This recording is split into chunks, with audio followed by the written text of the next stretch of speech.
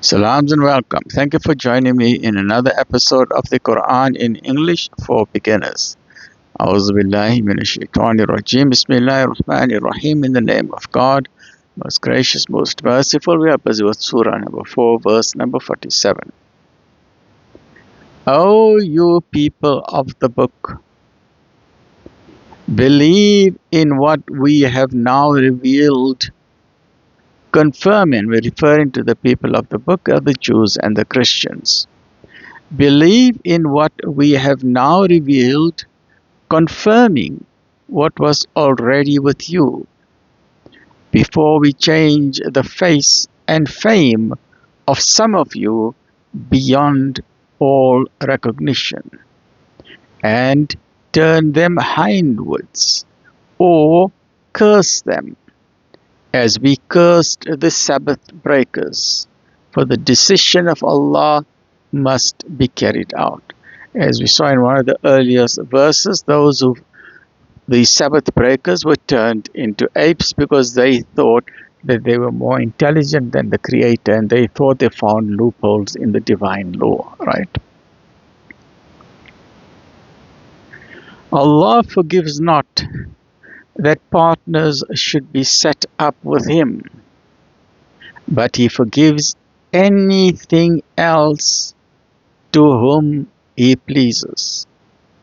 To set up partners with Allah is to devise a sin most heinous indeed.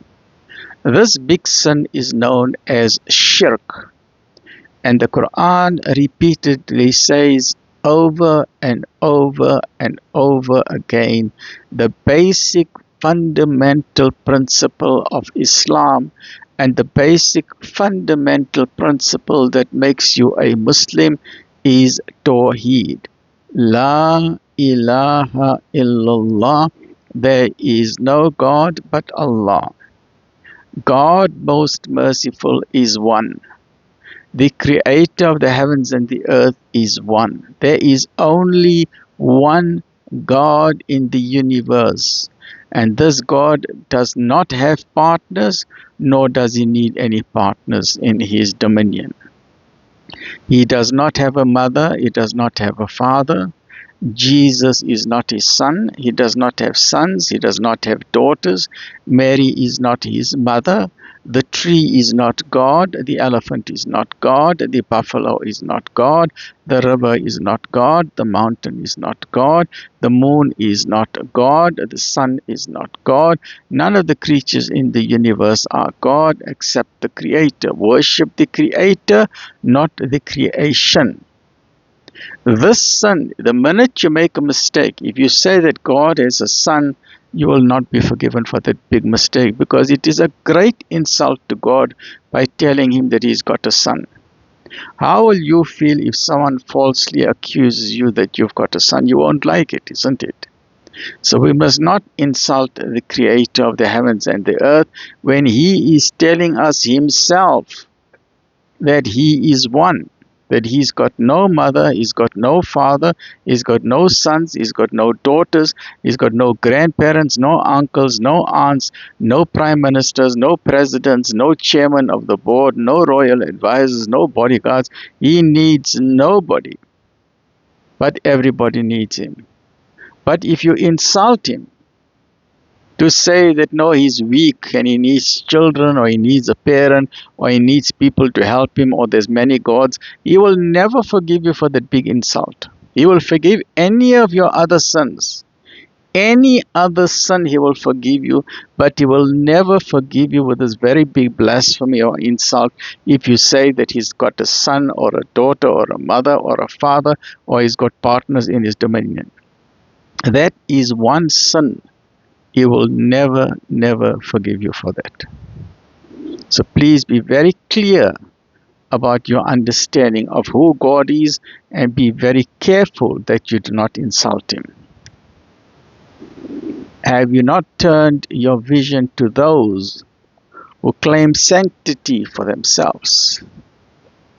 No, but Allah does sanctify whom He pleases. But never will they fail to receive justice in the least little thing. Behold, how they invent a lie against Allah. But that by itself is a manifest sin. Have you not turned your vision to those who are given a portion of the book? They believe in sorcery and evil, and say to the unbelievers that they are better guided in the right way than the believers. So the unbelievers are saying, no, they got the Sirat al-Mustaqim. They know how to find the way back to Allah. They know what are the GPS coordinates of Allah. But Allah is telling us that the Sirat al-Mustaqim is Allah's. Only the Quran and Nabi Sal'lal'laa'hu A'layhi Was'sallam can show us the Sirat al-Mustaqim. How can the unbelievers say that they got another road? So we must be very careful as to what is the Sirat al-Mustaqim and what claims we are making. They are the people whom Allah has cursed, and those whom Allah has cursed, you will find have no one to help. Have they a share in dominion or power? Behold, they give not even a farthing to their fellow men. Or do they envy mankind for what Allah has given them of His bounty?